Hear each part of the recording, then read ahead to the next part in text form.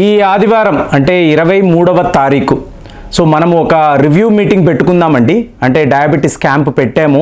So నెల రోజుల నుంచి కూడా మిత్రులు ఈ నియమం అంటే ఏదైతే డయట్ ఈ మందులు ఏవైతే మనం ప్రిస్క్రైబ్ చేశామో అక్కడ కూర్చొని మాట్లాడుకున్నామో దానికి సంబంధించిన ఒక రివ్యూ మీటింగ్ అనేది మనం పెట్టుకుందాం. సో ఎవరైనా కలవాలనుకుంటే ఈ మీటింగ్లో పార్టిసిపేట్ చేయాలంటే మీకు ఆ నెంబర్ ఆల్రెడీ మీ దగ్గర ఉండే ఉంటుంది. సో ఈ నెంబర్కి కాల్ చేసి మీరు ఈ పలానా వెన్యూకి రావచ్చు. సో ఇప్పుడు ఈ వీడియో ఈ పర్టిక్యులర్ మీటింగ్ అంటున్నాను చూసారా, దీనికి ఎంతవరకు రిలేటెడ్ అంటే మీకు జపాన్లో ఏం జరుగుతుందో ఒక్కసారి మీరు రిపోర్ట్స్ తీశారు అనుకోండి, నిజంగానే మనం ఆలోచించాలి. అంటే కరోనా వచ్చి almost 3 to 4 years world wide చూశారు అనుకోండి. 2021లో కూడా కరోనా మీకు ఉన్న దేశాలు, కరోనా స్ప్రెడ్ అయిన దేశాలు ఉన్నాయి. ఇవాళ మీకు అదే పరిస్థితి జపాన్లో ఉంది అనుకోండి. Just imagine. అంటే మనము భయపడే విషయం ఏంటి? లాక్డౌన్. ఒక్కవేళ 3 నెలల పాటు లాక్డౌన్ వేస్తే అసలు ఈ ఉద్యోగాలేంటి, జీతాలేంటి, ఈ అద్దెలు కట్టుకోవడము, ఈఎంఐలు, ఇదంతా కూడా మేజర్ సమస్య కదా. సో ఇవాళ జపాన్ ప్రజలు సరిగ్గా అలాంటి ఒక సిచ్యువేషన్ని చూస్తున్నారు. అంటే ఫ్లష్ ఈటింగ్ బ్యాక్టీరియా అని చెప్తున్నారు. 2023లో 941 మందికి ఇలాగ ఈ ఫ్లష్ ఈటింగ్ బ్యాక్టీరియా ఎఫెక్ట్ చేసింది. దీనినే స్ట్రెప్టోకోకల్ టాక్సిక్ షాక్ సిండ్రోమ్ అని అంటారు. సో ఇప్పుడు ఇది 2024లో మీకు అదే మాదిరిగా అనుకున్నారు. అంటే సేమ్ లెవెల్లో మీకు ఇది స్ప్రెడ్ అవుతుందేమో అని అనుకున్నారు. కాదండి, 1000 మందిగా, ముఖ్యంగా టోక్యో అంటే జపాన్ యొక్క రాజధాని, ఇక్కడ 1000 మందికి పైగా ఈ బ్యాక్టీరియా, ఫ్లష్ అంటే మీకు తెలిసే ఉంటుంది, మాంసము లోపల ఉండే కండలు. సో కండలను తినివేసే ఒక బ్యాక్టీరియా జపాన్లో వైడ్ స్ప్రెడ్గా మీకు ఎలాంటి ఒక హై అలర్ట్లో వాళ్ళ డిసీజ్ కంట్రోల్ బోర్డు ఉంది అంటే, సో దీనికి సంబంధించి ఇప్పుడు అషాహి షిమాన్ అంటారు. ఈవిడ టోక్యోకు సంబంధించి ఉమెన్స్ యూనివర్సిటీ యొక్క ప్రొఫెసర్. ఈవిడ క్లియర్గా చెప్తున్నారు, మామూలు జ్వరము, ఫ్లూ జ్వరము అని అనుకోకండి. మీకు ఫస్ట్ సిమ్టమ్ ఏమిటంటే కాళ్ళు వాచిపోతుంది. ఎప్పుడైనా మీకు రాత్రి పడుకున్నారు, తెల్లవారుజామున మీ కాళ్ళు వాచిపోయి ఉంది, కొద్దిగా ఎర్రగా ఉంది, మీకు విపరీతమైన బాడీ పెయిన్స్ ఉన్నాయి అంటే దీనిని మామూలు ఫ్లూ జ్వరంగా తీసుకోకండి. ముఖ్యంగా జపాన్లో నివసించే ప్రజలు ఇమీడియట్గా మీరు హాస్పిటల్స్కి వెళ్ళండి. ఇది మీకు STSS అనబడే రోగము అయి ఉండవచ్చు.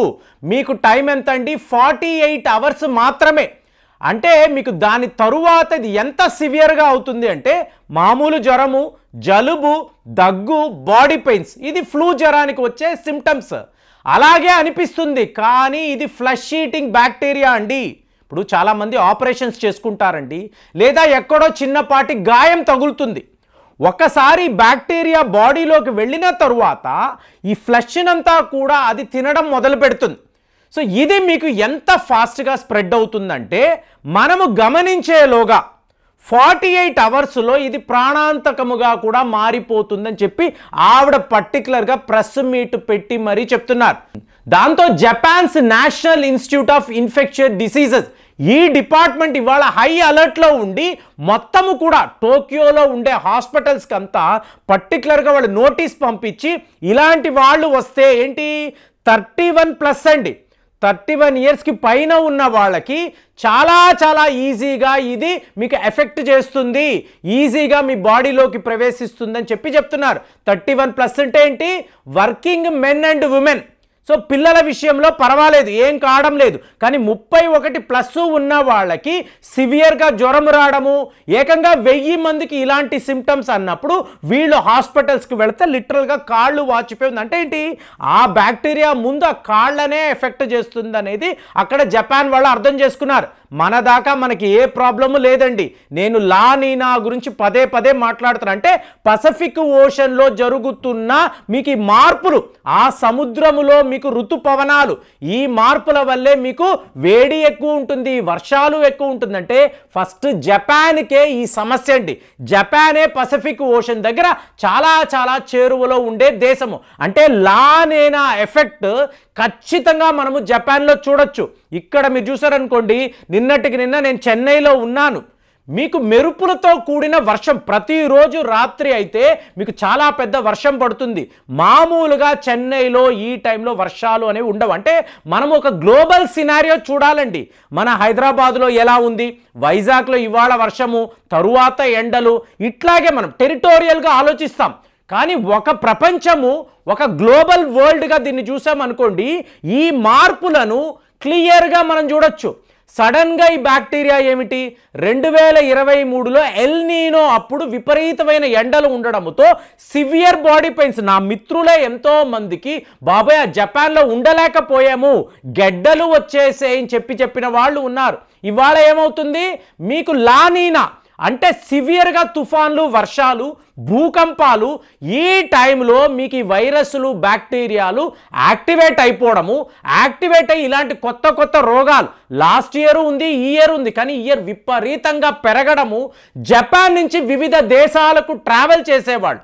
సో వీళ్ళు తమతో పాటు ఈ బ్యాక్టీరియాను క్యారీ చెయ్యవచ్చు అని చెప్పి వాళ్ళ institute of infectious diseases department వాళ్ళు చెప్తున్నారు. కాబట్టి మీరు విదేశాలకు వెళితే, విదేశాల్లో నుంచి జపాన్కి వస్తే జాగ్రత్తగా ఉండండి. ముఖ్యంగా టోక్యో నగరానికి వస్తున్నప్పుడు జాగ్రత్త పడండి. ఇవాళ జపాన్ టూరిజం అనేది చాలా హై లెవెల్లో ఉందండి. మన దేశం నుంచి మా స్నేహితులు ఎంతోమంది ఫోటోలు పెడుతున్నారు.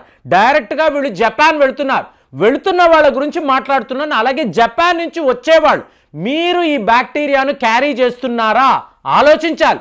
సో ఇప్పుడు ఈ అషాహి ఏం చెప్తున్నారు, మీకు డిసెంబర్ వచ్చే నాటికి 2000 నుంచి 3000 కేసులు పెరగవచ్చండి. అంటే ఏంటి, ఈ బ్యాక్టీరియా అనేది మెల్లమెల్లగా స్ప్రెడ్ అవుతుంది. మనం అప్పుడు కరోనా చూసామండి. ఒకే ఒక వ్యక్తి అన్నారు చైనాలో, మెల్లిగా ఒక వారం రోజులు, 10 రోజులు ఎంతలా స్ప్రెడ్ అయిపోయింది అంటే మనకు ఇక్కడ భారత్లో కేరళలో ఒకే ఒక మహిళ. సో ఈవిడ కేరళకు వచ్చిన తరువాత ఇది ఎంతలా స్ప్రెడ్ అయిందో మనం అందరము చూసాము. కాబట్టి వర్షాకాలం అన్నప్పుడు చలి ఉంటుంది, ఫ్లూ జ్వరాలు అనేవి ఉంటాయి. ముఖ్యంగా పిల్లలకు చాలా ఫాస్ట్గా మనకి ఫ్లూ అనేది ఎఫెక్ట్ అవుతుంది. అలాంటిది కరెక్ట్గా జపాన్ని మనం చూసామనుకోండి, వాళ్ళు ఇలాంటి ఇబ్బందుల్లో ఉన్నారు అన్నప్పుడు వాళ్ళ గురించి ఆలోచించాలి. వాళ్ళేదో భారత్ మీద శాంక్షన్స్ విధిస్తాము ఇలాగంతా మాట్లాడుతున్నారు. కానీ గత 2 ఏళ్ల నుంచి కూడా మీకు అడ్వాన్స్డ్ కంట్రీ, వాళ్ళ మెడికల్ ఫీల్డ్ అనేది చాలా అడ్వాన్స్డ్గా ఉంటుందని మాట్లాడతారు. మరి వాళ్ళు దీన్ని గమనించకుండా ఎలా వదిలేశారు? మరి ఇప్పుడు మీరు అడగొచ్చు, ప్రేమ్ గారు మనము ఏం చెయ్యాలి? ఇప్పుడు ఆదివారం కలుస్తాం కదండి, ఈ విషయంగా కూడా ఎన్నో అతి ముఖ్యమైన ఇష్యూస్ మాట్లాడొచ్చు. కానీ మన దగ్గర ఒక బ్రహ్మాస్త్రము ఉంది. పదే మందు గురించి నేను మాట్లాడుతూనే ఉంటాను, వెనక చూపిస్తాను. సో ఈ మందు మీ దగ్గర నాకు తెలిసి 90% ఈ వీడియో చూస్తున్న వాళ్ళ దగ్గర ఉండవచ్చు.